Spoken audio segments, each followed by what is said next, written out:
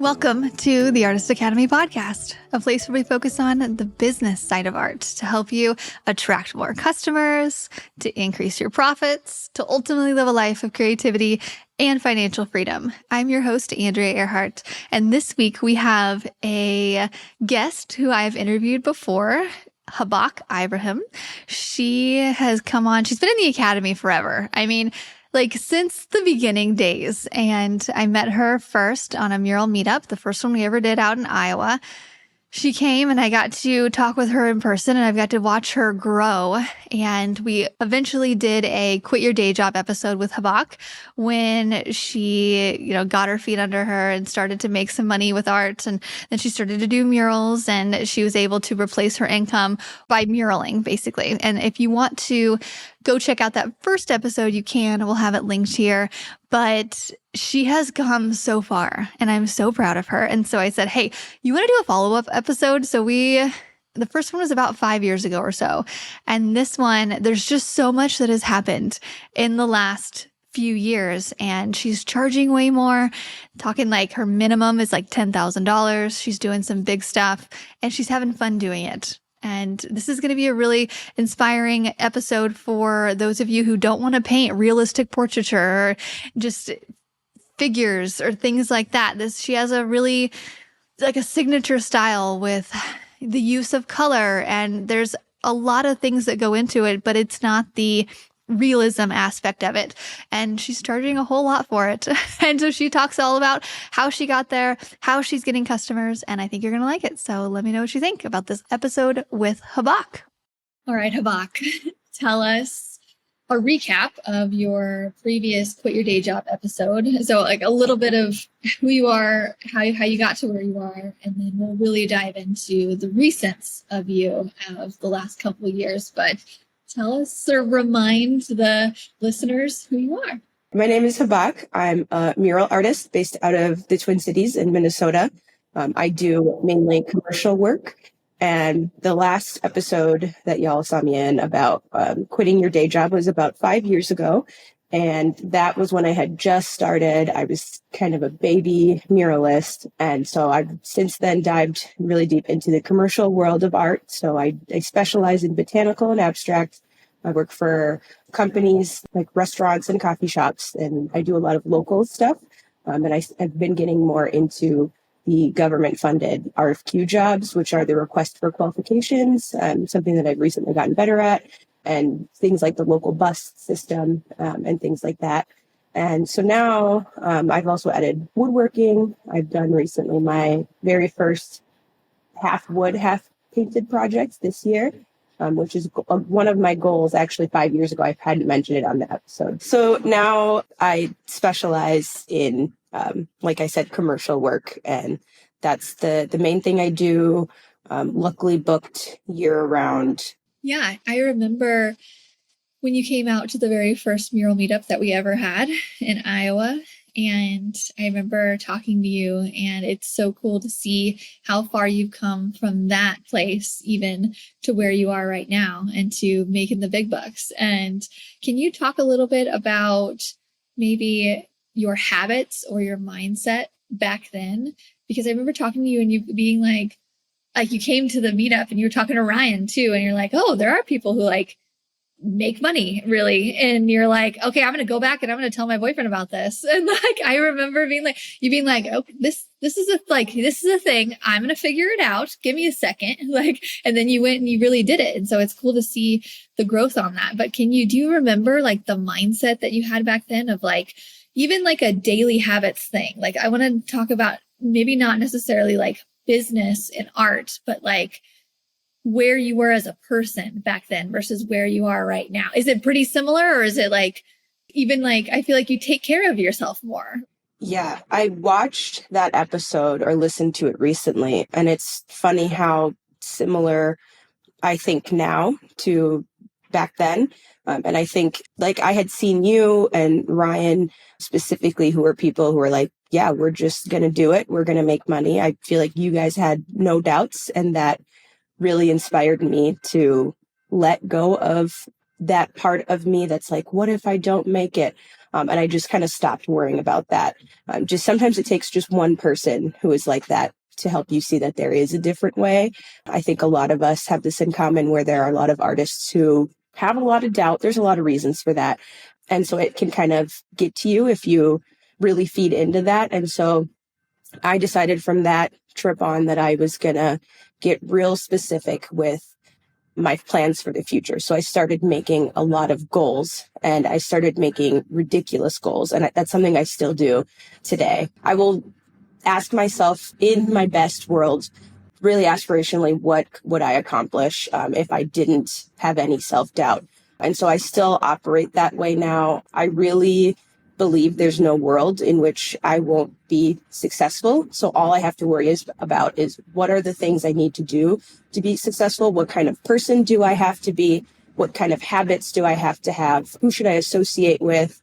What things should I read? So I try to think of it holistically of like, what are all of the things that make up a successful person, and not just in business, but in life. And I find that a lot of the traits you need to be successful in one area of your life always transfer to other areas. Like one thing I do is keep up a consistent gym habit. And what that really helps me with is I do weightlifting. So I lift heavy. I think my highest I've done is 220 pounds now. And so that seems really scary. That's more than I weigh. And so I think if I can do that, I can sit and do a mural for 10 hours if I need to get it done. Not that I'd paint for 10 hours anymore. It's just that mindset of you do what you have to do. And I still keep that up. And that requires you being humble, not having an ego, and not thinking you're above hard work, which I have seen entitlement really kill the potential of a lot of artists, of thinking, I really should be here. And it's like, none of us should be anywhere, really. We're not owed anything by anyone. And so if we're willing to put in the work to be worthy of the kind of success we want, then we should be able to find success. And I don't know anyone who doesn't work hard and is strategic and smart about how they plan their lives who doesn't do well. I just don't believe that that's a possibility. And then if something doesn't work out, I really believe in pivoting, because sometimes you think you're meant for something and you're not. And it's about not getting discouraged and saying, okay, this route didn't necessarily work out. How can I keep going? And what other things do I want to get into? And so for me, I've said this before, mindset is your number one asset in life. It's really all you have when it comes down to it. It separates the people who are happy with how they're going from the people who are not. It's really how you think about things, because the same situations happen to all types of people. It's just they deal with things differently. I mean, I still get no's. I still get disappointed. I still don't get jobs that I wanted to get, but I only need the couple of yeses. And so I try to focus more on the positive rather than the negative. So true. And to echo your point, we just finished that big school project, and the whole time we were out there, I mean, it was not glamorous work. I was like, we are blue collar workers getting out there, doing it hot and sweaty. Like it was a lot. And so it's not this glamorous thing. I think especially muralists. I think to be a muralist, you really have to get your hands dirty and be okay with like getting physical and like stretching it in that way. And so I just want to echo your point there. But so now you're a big time muralist in your area. And I have students too that are like, okay, I want to do like, how do I get myself set up like Hibaaq? Because I have a style that's kind of like hers. Like I don't want to do like portraits or anything. I want to do a style like hers and blah, blah, blah. I'm like, okay. So that's why I asked you to come on and talk about how you get jobs. And we have that video in the academy. But let's talk about your mindset. So we'll continue with that on the mindset of you would rather have 10 jobs a year than 100, right? So walk me through that. Yeah. So kind of going off of the focusing on the positive, I took this course, I think it was Mural Business Mindset. It's by this woman, Jess, and I'll give you the information for that later. And I really believe you have to invest in yourself if you want to get ahead.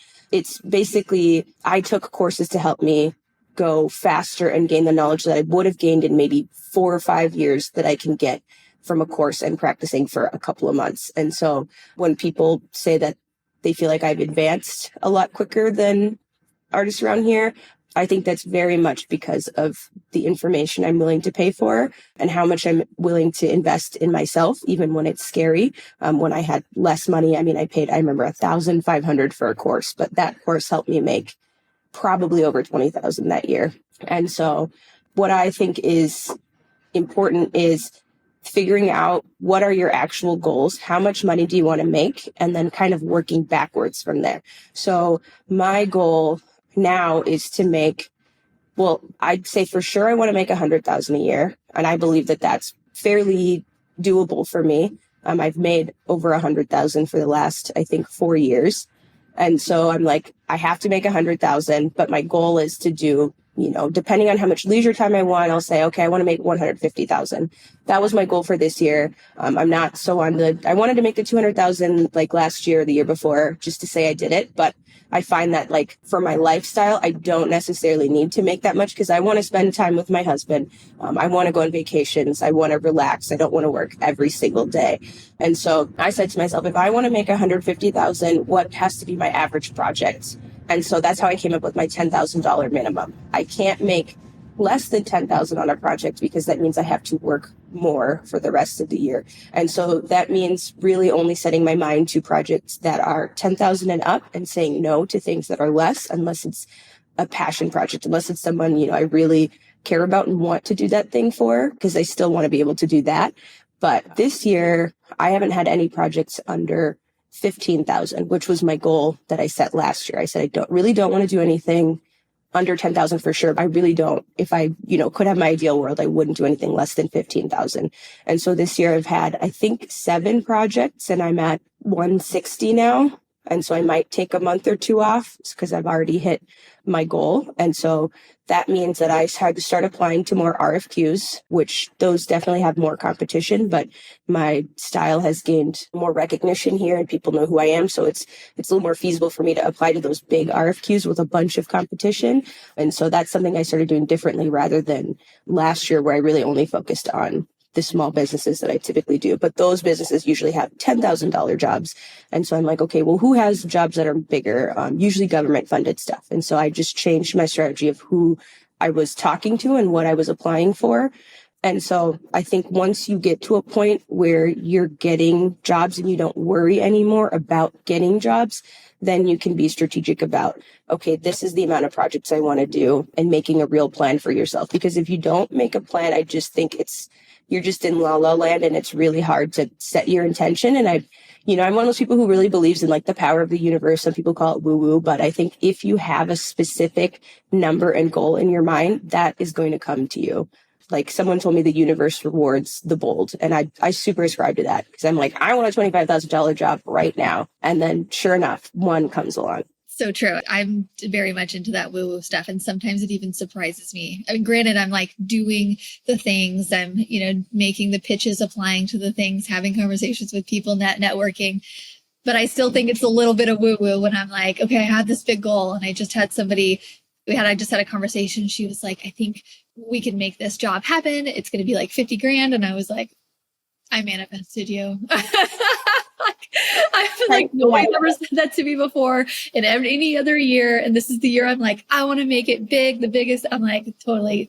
So good for you. And I love that you invested in courses and have multiple different mentors around you because we all have a different perspective and we can all give a little bit here and there and you can put it together to make your own unique art business. And I'm so glad that you listened to it because a lot of people, they'll come to the meetup, so they take a course and things, and they're like, oh, yeah, okay, yeah, well, my life is busy. And then they just kind of go back to, because it's so easy, right? That's like our easy thing, the thing that we know. So I'm kudos to you for putting it into action and doing the thing. And now this is your normal. That's really true. It's how much you're willing to believe the things you're learning. If you don't think that these things are going to work out, it's like someone who goes to therapy but doesn't actually want to get better. You could be in there for 10 years and still be in the same spot, where someone could be in therapy, take it really seriously, and within a year, they're a completely different person.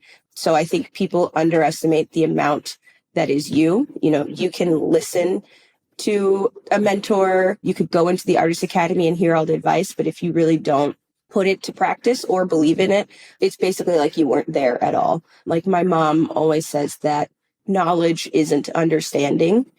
And what she means by that is, you can learn all you want, but if you're not actually using the information, there's really no point. Like, I mean, you see all these books behind me. Most of these books are mindset books. I love them. And I reread a lot of them because you read it once and you're like, okay, cool. And then a couple of months later, you're like, oh, I'm really actually not using that anymore. So like, I'll go back once in a while when I realize like there's something I'm not doing well anymore. And I'll go back and read maybe the more important sections of that book or just reread the whole thing entirely. And so I feel like that's something you got to constantly do. And people forget is that, we get a little bit arrogant and think like, oh, I already know that, I already learned that. But it's like, that doesn't mean you're actually practicing it. What are the titles of some of your books behind you? Because I'm always looking for a good book to pop in my ear while I paint. Do you actually read the books or do you listen to them or do you have both copies? I do both. I a lot of times will be reading a physical copy just to relax at home. But then when I'm out painting, it's like I can't read a book. So a lot of books I have the audio and the physical book. And then some of them are a little bit more silly. Like actually, these are two of my favorites. Eat That Frog, which I think a lot of people have heard of, which is like tackling the very hardest task first and then moving on to other stuff. And so it gets you into a mindset where you're willing to do hard things. And it's just a given that you're going to do the hard thing. And that helps me a lot because, like, being a muralist is really tough a lot of the time. There's just so much physical demand. There's clients who often have ridiculous questions and it's not necessarily their fault. So you have to be like the strong person most of the time and be willing to just get in there. And then like this book, Think Like an Artist. I love this book. I read it all the time. It's this guy who interviewed a bunch of different artists and got, what is the most valuable lesson? He's doing like kind of what you're doing now is interviewing people and seeing like, what's the good stuff? And so there's a lot of really good mindset stuff in here. And I have things bookmarked. And sometimes when I just need to remember what like I'm doing this for, what the important things are, I'll just go back and read some of them. And then I have some like silly books of like just drawings that are about like positivity and motivation. I follow this guy who's actually an orthodontist, but his hobby is making comics. And so he's got a full-time job. He doesn't want to do art full-time, but he makes motivational comics pretty much for artists and for people about life. And there's like a lot of those books that aren't necessarily self-help, but then I feel like they are self-help because they have a message that really resonates with me. And so like a lot of the books I read aren't actually for necessarily self-help, but they're kind of self-help to me. So I think it's like you always got to have something good in your ear.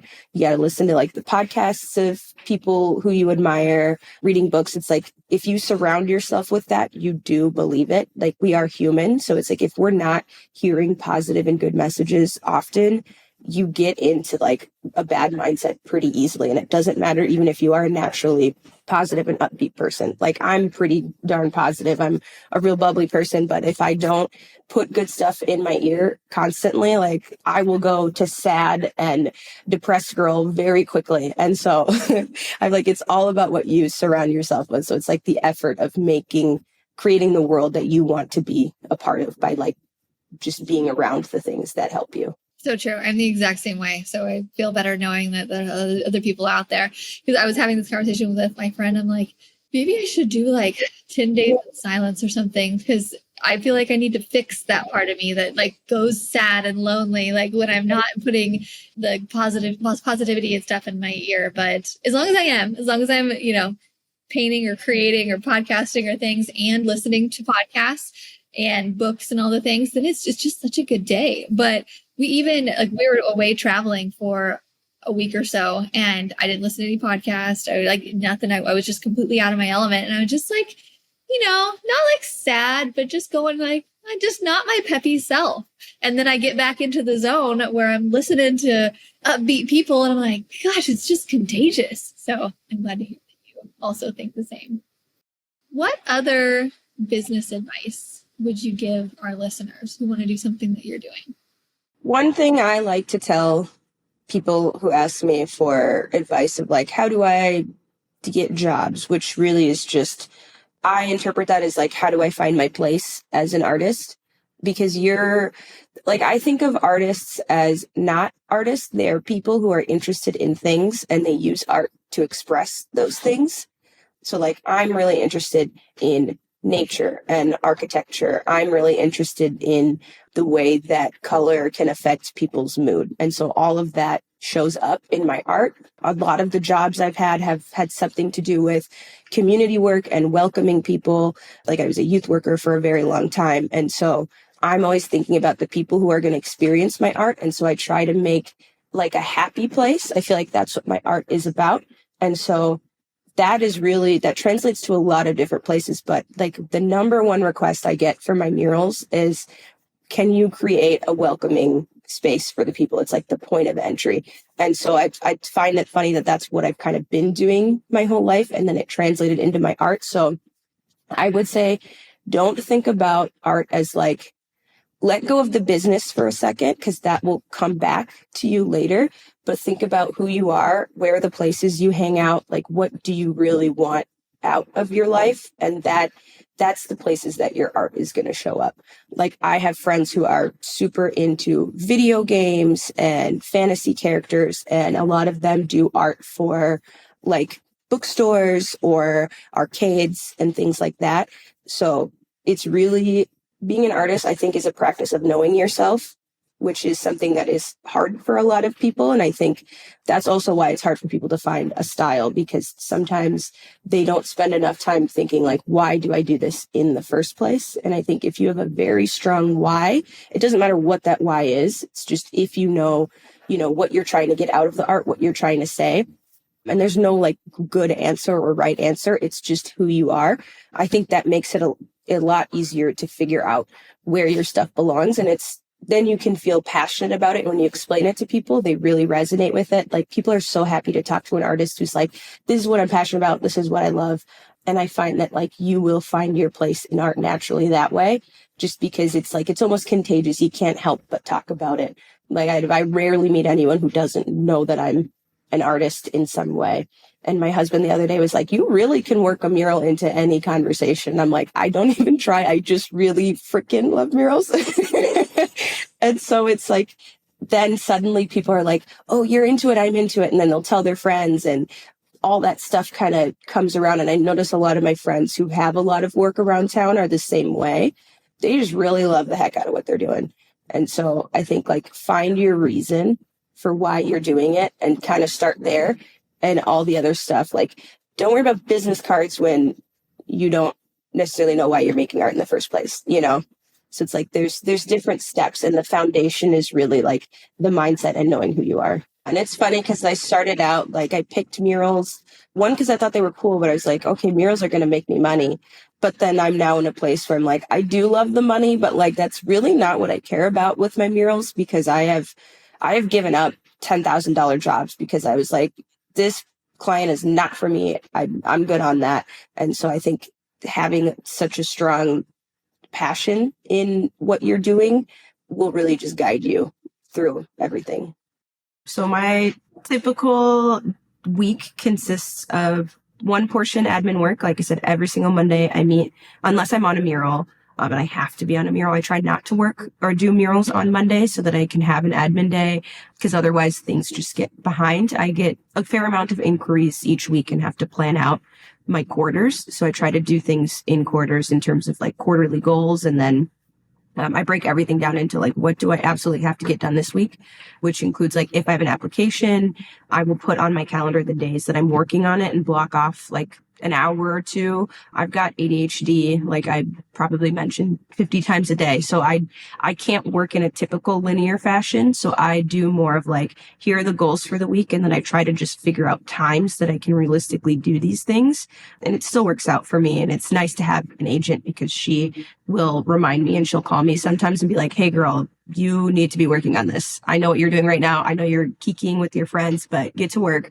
And so I do plan times. Like, I'll do a lot of working lunches with my studio mate, who's also one of my best friends. She's got a fair amount of admin to do too. So we'll do like body doubling. So we'll sit in a coffee shop and say, okay, here's 3 hours. Let's not really talk to each other. and write down our list of things we want to do and just get them done. And then we can have fun after that. Maybe we'll go get margaritas as a reward for getting our admin done, because I do not like admin. I don't know of anyone who likes it. It's just part of the job. And so then like if I have a mural planned, I will do 4 days usually at a time. I don't really work on weekends anymore unless I have a lift, because that lift is costing me money. And so then I do have to work weekends. But if it's like not a lift situation, it's just an indoor mural, I'll say, okay, I'm working these 4 days, and then I can have the weekend to hang out with my family. And then I work about 6 hours at a time. I have found that like after the 6th hour, I just get really tired and sloppy, and it's just not the best work quality after that. And someone gave me advice, I think like a year or two ago, and they said, stop at the point where you're still excited. That's not always feasible, as you know. Sometimes you just got a strict deadline and you're like, the work does not care if I'm excited or not. But like, if I have the choice, then I'll say, okay, I'm excited to do this part tomorrow. I'm going to quit now so that I can come back and be happy about it. I always get myself a little treat before I go to my mural site. So it's usually like an iced coffee, because I love a caramel latte. So I get like a little something fun. And then afterwards, when I'm done with every project, I buy myself a sticker from my favorite gift shop by my house, just as a little reward to be like, I did that. And it helps me like, know, okay, this project is done. And so it's like my week typically consists of admin work and then physical work of murals. And if I'm not doing any murals, then I spend a good amount of time planning what I want to do when I'm done with my project. So I always have some kind of a personal project in mind. Like last year, my personal projects always consisted of woodworking. I had a project, or 2 years ago, I was always tinkering with woodworking in my spare time when I didn't have something that was like a paid job. And so that is like my future planning. So if I'm not working on something that I want to do in the future, I'm just probably not going to get that. And so I spend a lot of time, like I have a little wood shop in my art studio now. And so I've learned how to use all my tools. And then I just kind of figure out like, what are the big things I want to do? So I have a couple of really big goals that I'm working on. And so I just pick one at a time to focus on for a long term, like a year, because I can't do too much at once. Then it just gets really overwhelming. So woodworking was my thing. And now I'm still working on that. But eventually one thing I really want to do is I want to have my own line of paint colors with some paint brand. I have a specific person in mind, but then I'm like, I need to learn more about that in order to be able to tell him what I actually want to do. And like, I'm working on my pitch. So that's probably going to take me a couple of months before I'm able to talk to this person and say like, cause color is my thing. Like I'm known here for my color palettes. Like I'll use usually 40 colors at a time, but it's still like cohesive and fun. And so I'm like, that would be a really cool thing for me. Like I would love to have my own line of like moon juice, collection. And then it's like in a home or something. And so usually I have like a good portion of the present planning, past, which is reviewing stuff I did in the past. And then I have a portion of the future stuff. So things that I want to get in the future. And so it's like, it seems like, people see me like going around town. It seems leisurely, but I'm like, I always have something that I'm trying to work on so that I can continue to do this forever or until I want to do something else, I suppose. Love that. Love that you are making goals and just then that it's all over the place based on your interests. Talk about your art consultant. So you said that you meet with her once a week to go over your goals. So she helps keep you on track. She does what for you, and how did you find her? Yeah. So my agent manager person is named Shannon. She is awesome.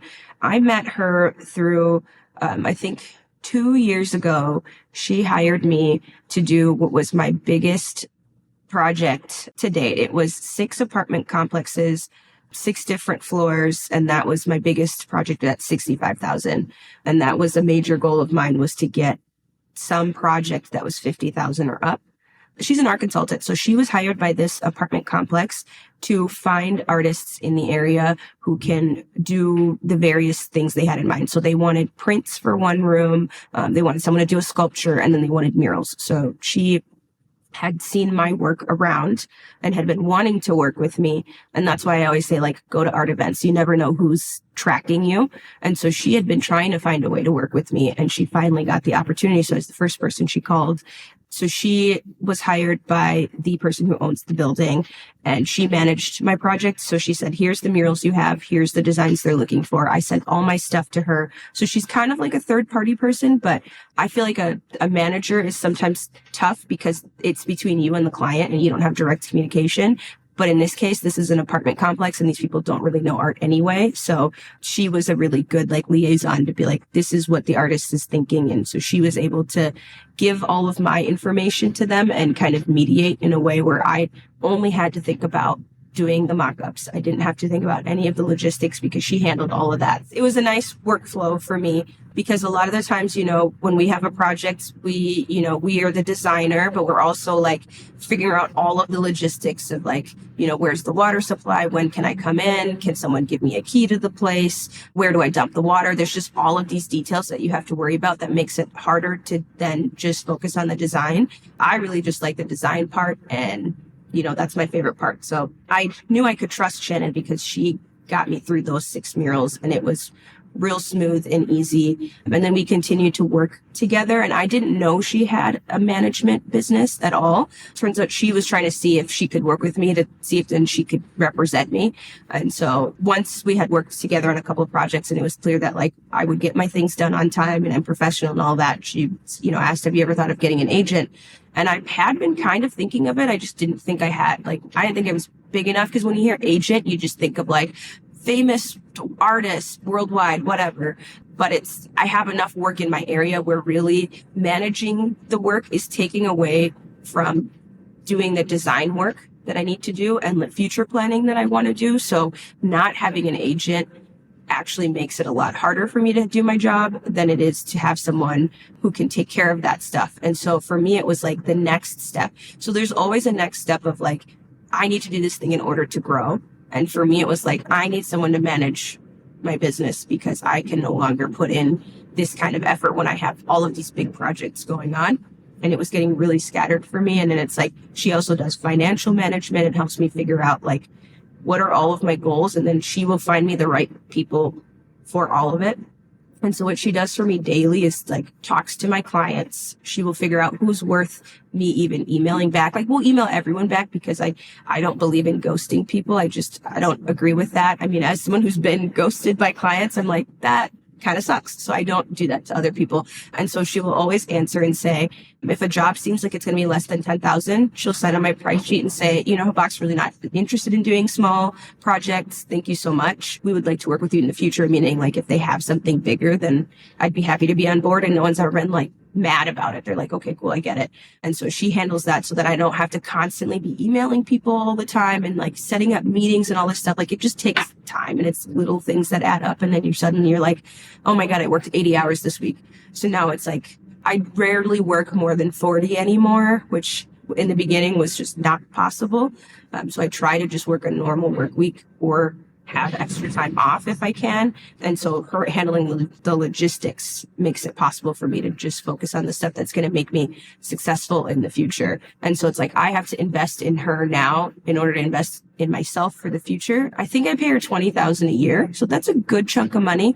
But she's gotten me, I think, over 60,000 booked already this year. So it's like, it's well worth it for me. And that's like 60,000 I probably wouldn't have because these are people she has personal connections to and she knows I'm the right fit for a job. And she'll say like, you really want her for this job and here's why. And so she will like advocate for me. And I found that some people will take you more serious if you have an agent. They're like, oh, this person is serious. They have someone representing them. And it's like, if the email is like, this is Hibaaq's management team, suddenly they're like, oh, okay. And, they just don't try to do the typical artist. Like, I feel like there's sometimes companies will try to get the smallest price possible out of artists. And when you have an agent, I feel like they do that less. I have found like, I have no problem giving my price, but I know that's something that's really hard for artists. And now they just don't have to do that. She's like, this is the price, take it or leave it. People are like, okay, fine, I'll take it. Love that. And you also don't have to be the one turning down those smaller jobs. It can be tempting sometimes when somebody comes at you with a job that's like, oh, that's something I kind of like to do. And they have almost no budget. And you're like, but so that's good that she gets to handle all of that. And you trust her enough to do that. And also, again, kudos to you for actually handing over the money to do it. Because a lot of people would think, oh, this is going to be $20. I can't do that. But you think of it as you have a return to it. And that's a business person. So that's amazing. Yeah. I mean, it's tough to give up money now that you're like, but I need that. But then it's like, I try not to be greedy about it. I'm like, other people are doing jobs better than me. And I also find that the clients that are the best clients to work with are very good delegators. And so that's something I want to be able to do myself. So I'm like, okay, these people are not pestering me. They're going to take my price and they just let me do my thing. That's because they trust that they know I'm going to do a good job. So they have to trust me and they just let me do my thing. And so if I also have that same energy with my agent, it's just going to work out better for me, because it's like, I know artists who get as much jobs as me, but have a lot harder time managing things because they think I have to handle everything. If I'm going to do things right, do it myself. But I'm like, I don't believe that. There's stuff I don't want to do. And I'm like, there's no way I'm doing this better than Shannon. So she can handle that. I trust her. And if it doesn't work out, then it doesn't work out. Love it. Awesome. Do you have any last minute bits of words of wisdom coming from somebody who has been in a completely different area, 5, 6, 7 years ago, and just getting started to now you're in this place of like really liking your job and you have a system down and everything? What's a good last minute piece of words of wisdom to leave our listeners with? I would say one thing at a time. Really take your time to perfect your skills and don't worry about the timeline, because it ultimately doesn't matter. And, there's, like I've said before, there's nothing wrong with just having a day job and chilling and being the best artist you can, because that's going to allow you to actually, assuming you want to do full time, which I think a lot of the folks in the Artist Academy do, you got to put in the time and things will work out. You just pick one thing you want to get good at, spend a couple of months doing that, then pick the next thing. And, I think a lot of people get blinded by, well, this person's doing this and they've gotten this, but it's like, you don't see all the work they put in previously to get to that point. So it might seem like someone's just kind of living the good life.